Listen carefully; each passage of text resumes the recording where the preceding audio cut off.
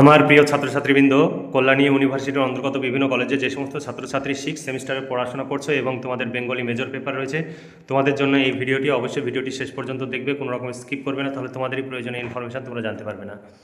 দেখো, Kalyani university 6 semester Bengali major 602 paper, অর্থাৎ তোমাদের পেপার সংখ্যা 9। তোমাদের সিলেবাসের শিরোনামে রয়েছে নাটকের রূপভেদ, রঙ্গমঞ্চ ও বাংলা নাটক। এই সিলেবাস অনুযায়ী নোটস রেডি হয়ে গেছে, অর্থাৎ তোমাদের বাংলা মেজরের 3টি পেপারেরই নোটস রেডি হয়ে গেছে। প্রতি পেপারের জন্য 250 টাকা করে পেমেন্ট করতে হবে। 3টি মেজর পেপারের জন্য 750 টাকা পেমেন্ট করতে হবে। 2, 5, 10 অর্থাৎ শর্ট প্রশ্ন, বড় প্রশ্ন সমস্তই উত্তর সহ কমপ্লিট পেয়ে যাবে। এর বাইরে কিছু পড়তে হবে না, পরীক্ষা 100% কমন পাবে। তাই দেরি না করে আজই নিচে দেওয়া হোয়াটসঅ্যাপ নম্বরে যোগাযোগ করো এবং নোটসগুলো সংগ্রহ করো, ভীষণভাবে উপকৃত হবে। এবার চলো দেখে নিই সিলেবাসে কি রয়েছে। সিলেবাস তোমাদের দেখো 2026 নাটকের রূপভেদ, রঙ্গমঞ্চ, বাংলা নাটক। নাটকের রূপভেদ ট্র্যাজেডি, কমেডি, প্রহসন, পৌরাণিক নাটক, সামাজিক নাটক, ঐতিহাসিক নাটক, একাঙ্ক নাটক, রূপক সাংকেতিক নাটক, গণনাট্য ও নবনাট্য, জীবনী নাটক। এরপরে রঙ্গমঞ্চ। রঙ্গমঞ্চের মধ্যে লেবেদেভেদ থিয়েটার, নবীন বসু থিয়েটার, বেলগাছিয়া নাট্যশালা, জোড়াসাঁকো নাট্যশালা, ন্যাশনাল থিয়েটার। তারপরে রয়েছে নীলদর্পণ, দীনবন্ধু মিত্র, মেবার পতন, দ্বিজেন্দ্রলাল রায়। এরপর 5 ও 10 মার্কের প্রশ্নের সাজেশন 2026। তোমাদের ইউনিট 1 থেকে তোমাদের যে প্রশ্নগুলো ভীষণ গুরুত্বপূর্ণ, সেইগুলোতে বেশি করে স্টার চিহ্ন দেওয়া রয়েছে। সেই বেশি স্টার চিহ্ন দেওয়া প্রশ্নগুলো খুব ভালো করে পড়বে। দেখো, নাটক কাকে বলে, নাটকের বৈশিষ্ট্যগুলি আলোচনা করো। তোমরা সবসময় নিজের হোয়াটসঅ্যাপ নাম্বার থেকে নিজে নোট সংগ্রহ করবে, অন্য কারো কাছ থেকে আমাদের নোট সংগ্রহ করতে যাবে না, তাহলে কিন্তু ঠকবে। কারণ যে কোনো মুহূর্তে তোমার পিডিএফ ব্লক হয়ে যেতে পারে, কারণ আমাদের সিকিউরিটি কোড দেওয়া রয়েছে পিডিএফে। তাই সব সময় নিজের হোয়াটসঅ্যাপ নাম্বার থেকে নিজের নোট সংগ্রহ করবে, তাহলে কোনো প্রবলেম হলে আমরা সহযোগিতা করব। কিন্তু অন্য কারো কাছ থেকে নোট সংগ্রহ করে আমাদের যদি মেসেজ বা ফোন করো, তাহলে কোনো রকমের সহযোগিতা করা হবে না। তোমরা অনেকেই অন্য জায়গা থেকে নোটস নাও, তারপরে আমাদের উপরে চাপ সৃষ্টি করো, আমাদের অনেক কটু কথা বলো, বাজে কথা বলো। তুমি যদি একজন ছাত্র বা দুজন ছাত্রকে পড়াও, তুমি সেই একজন বা দুজন ছাত্রের দায়িত্ব নেবে। তাদের পরিবর্তে তোমরা কখনোই অন্য বাইরের ছাত্রদের কখনোই দায়িত্ব নেবে না। কোনো ইনস্টিটিউশন সেই দায়িত্ব নেবে না। তাই আমাদের যেহেতু এটি একটা ইনস্টিটিউশন সংস্থা, তাই আমরা যারা আমাদের কাছ থেকে সরাসরি নোট সংগ্রহ করবে তাদেরকেই আমরা কোনো প্রবলেম হলে সহযোগিতা করব, অন্য কাউকে সহযোগিতা করব না। দেখো, ট্র্যাজেডি কাকে বলে, এই শ্রেণীর নাটকের ট্র্যাজেডির বৈশিষ্ট্যগুলি উদাহরণসহ লেখো। একটি সার্থক বাংলা ট্র্যাজেডি নাটক সম্পর্কে আলোচনা করো। ট্র্যাজেডির নায়কের বৈশিষ্ট্যগুলি আলোচনা করো। কমেডি কাকে বলে, এই শ্রেণীর নাটকের বৈশিষ্ট্যগুলি উদাহরণসহ লেখো। একটি সার্থক বাংলা কমেডি সম্পর্কে আলোচনা করো। প্রহসন বা ফার্স কাকে বলে, প্রহসনের বৈশিষ্ট্যগুলি উদাহরণসহ আলোচনা করো। একটি সার্থক বাংলা প্রহসন সম্পর্কে আলোচনা করো। কমেডি ও ট্র্যাজেডি ও কমেডির মধ্যে পার্থক্য লেখো। কমেডি ও প্রহসন বা ফার্সের মধ্যে পার্থক্য আলোচনা করো। রূপক ও সাংকেতিক নাটকের পার্থক্য লেখো। একটি সার্থক রূপক ও সাংকেতিক নাটক সম্পর্কে আলোচনা করো। এখানে অনেক অথবা প্রশ্ন রয়েছে। তারপরের প্রশ্ন, সামাজিক নাটক কাকে বলে, উদাহরণসহ এই শ্রেণীর নাটকের বৈশিষ্ট্যগুলি আলোচনা করে একটি সার্থক সামাজিক নাটক সম্পর্কে আলোচনা করো। ঐতিহাসিক নাটক কাকে বলে, এই শ্রেণীর নাটকের বৈশিষ্ট্যগুলি আলোচনা করে একটি সার্থক ঐতিহাসিক নাটকের পরিচয় দাও।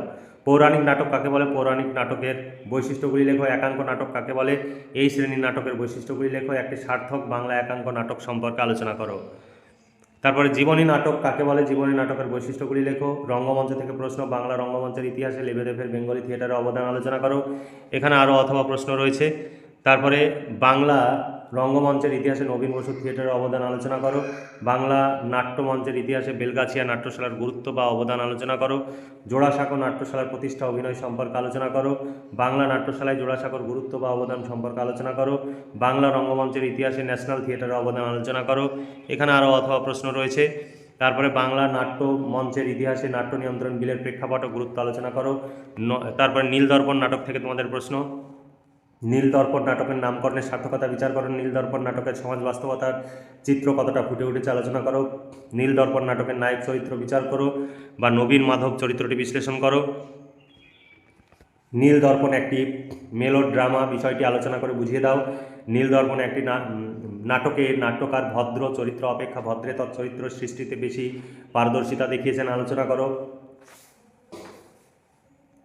নীলদর্পণ নাটকে অত্যাচারের চিত্র পরিস্ফুট হলেও প্রণয়ের কথা পরিস্ফুট হয়েছে, যার গুরুত্ব আছে। দৃশ্য দুটি আলোচনা করে তার গুরুত্ব নির্ণয় করো। নীলদর্পণ নাটকের সংলাপ রচনায় নাট্যকারের কৃতিত্বের পরিচয় দাও। নীলদর্পণ ট্র্যাজেডি কিনা বিচার করো। নীলদর্পণ নাটকের গোলকচন্দ্রের চরিত্রটি বিশ্লেষণ করো। দীনবন্ধু মিত্র রচিত নীলদর্পণ নাটকের উদ্দেশ্যমূলক নাটক হলেও এক সার্থক সাহিত্য আলোচনা করো। নীলদর্পণ নাটকের তোরাব চরিত্রটি বিশ্লেষণ করো। নীলদর্পণ নাটকের একটি গুরুত্বপূর্ণ নারী চরিত্র সম্পর্কে আলোচনা করো। অথবা নীলদর্পণ নাটক অবলম্বনে ক্ষেত্রমণি চরিত্রটি বিশ্লেষণ করো বা পদি ময়রানী চরিত্রটির উপযোগিতা আলোচনা করো। নীলদর্পণ নাটকে দুইজন নীলকর সাহেব চরিত্রের পরিচয় দাও, রোগ সাহেব ও উড সাহেব। নীলকরদের আগমনে পূর্ব সরপুরে ছিল শান্ত নিরুপদ্রব জীবন ও সমৃদ্ধি। প্রথম অঙ্কের প্রথম গর্ভাঙ্কের সাধক গোলক বসুর কথোপকথনের মধ্য দিয়ে তার পরিচয় পাওয়া যায়, আলোচনা করো।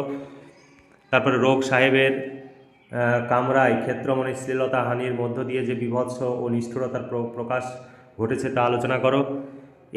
তারপরে দেখো মেবার পতন, এই নাটক থেকে তোমাদের প্রশ্ন। মেবার পতন নাটকের গুরুত্বপূর্ণ প্রশ্নগুলো দেখে নাও। এই সমস্ত প্রশ্নের উত্তর পেয়ে যাবে, এর সঙ্গে 2 মার্কের প্রশ্নের উত্তর পেয়ে যাবে। একটি পেপারের জন্য 250 টাকা পেমেন্ট করতে হবে, 3টি পেপারের জন্য 750 টাকা পেমেন্ট করতে হবে। 2, 5, 10 সমস্ত ধরনের প্রশ্ন উত্তর পেয়ে যাবে। সবসময় নিজের হোয়াটসঅ্যাপ নাম্বার থেকে নিজে নোট সংগ্রহ করবে, অন্য কারো কাছ থেকে নোট সংগ্রহ করতে যাবে না, তাহলে কিন্তু ঠকবে। কারণ আমাদের পিডিএফে সিকিউরিটি কোড দেওয়া রয়েছে, তুমি অন্য কারো কাছ থেকে নোট সংগ্রহ করলে তোমার যে কোনো মুহূর্তে পিডিএফ ব্লক হয়ে যাবে, তখন কিন্তু তুমি ওপেন করতে পারবে না বা প্রিন্ট আউট করতে পারবে না। আর যে নোটস নিজের হোয়াটসঅ্যাপ নাম্বার থেকে নোট সংগ্রহ করবে, সবসময় তোমরা নিজের কাউকে সেন্ড করতে যাবে না, তাহলে কিন্তু সমস্যায় পড়বে। অবশ্যই আমাদের কাছে মেসেজ করবে, মেসেজ করার পর তুমি প্রিন্ট আউট করবে, তাহলে কোনো প্রবলেম হবে না। দেখো মেবার পতন দ্বিজেন্দ্রলাল রায়ের লেখা নাটক থেকে প্রশ্ন। দ্বিজেন্দ্রলাল রায়ের মেবার পতন নাটকের সগর সিংহ চরিত্রটি বিশ্লেষণ করো। মেবার পতন নাটকে সঙ্গীত বা গানের ব্যবহার কতটা যুক্তিযুক্ত আলোচনা করো।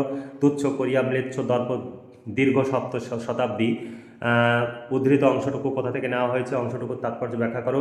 মেবার পতন নাটকের অবশ্যম্ভাবী পরিণতি, ধ্বংস ও নৈরাশ্যের দিকে ধাবমান হলেও নাট্যকার নাটকের শেষাংশে আকস্মিকভাবে আশাবাদের সুর এনে নাটকের গতি ও প্রবণতাকে নষ্ট করেছে। মেবার পতন নাটক সম্বন্ধে এই সিদ্ধান্ত কতদূর সঙ্গত আলোচনা করো। দ্বিজেন্দ্রলাল রায়ের নাটকগুলিতে কবি দ্বিজেন্দ্রলালের নাট্যকার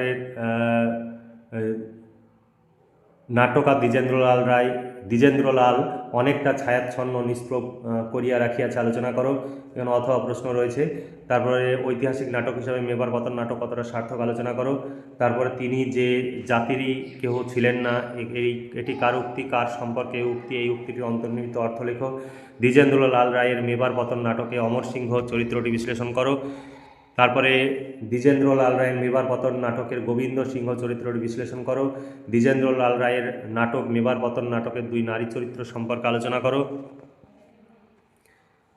মেবার পতন নাটকের মানসী ও রক্ষিণী চরিত্র 2টি বিশ্লেষণ করো। মেবার পতন নাটকের স্ত্রী ভূমিকায় সবিশেষ প্রাধান্য লাভ করেছে, আলোচনা করো।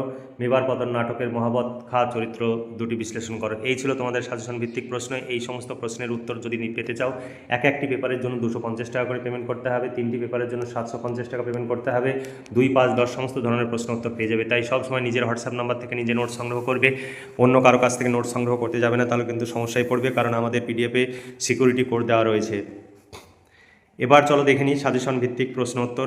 এখানে দেখো সাজেশন ভিত্তিক প্রশ্ন উত্তর দেওয়া রয়েছে। তোমরা সবসময় আমাদের কাছ থেকেই সরাসরি নোট সংগ্রহ করবে। আমাদের এটি পুরোটাই কম্পিউটার টাইপ, তাই এখানে কোনো রকমের হাতের লেখা বা বই ছবি তোলা কোনো পিডিএফ নয়। নোট সংগ্রহ করলে তোমরা বুঝতে পারবে, সহজ সরল ভাষায় প্রশ্ন উত্তরগুলো লেখা রয়েছে। তোমরা সংগ্রহ করলে এবং পড়লে ভীষণ ভীষণ উপকৃত হবে। তাহলে আজকে এই পর্যন্তই। তোমরা ভালো থেকো, সুস্থ থেকো এবং খুব ভালোভাবে পড়াশোনা করে পরীক্ষার প্রস্তুতি নাও। এই শুভকামনা জানিয়ে আজকের ভিডিওটি এখানে সমাপ্তি ঘোষণা করছি।